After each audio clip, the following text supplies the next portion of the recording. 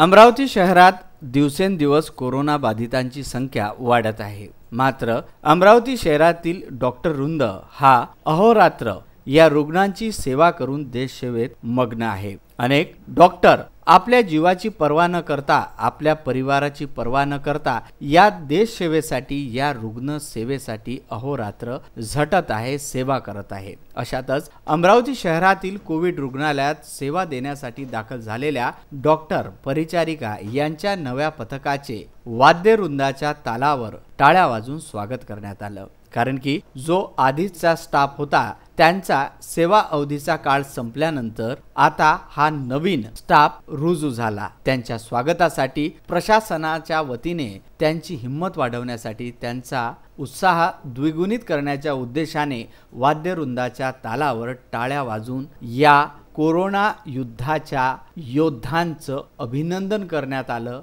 त्यांचा उत्साह वाढवण्यात आला। हा पांढऱ्या ड्रेस घालून असलेला कोरोनाचा योद्धाच म्हणावं लागलं तरी वावगं ठरणार नाही।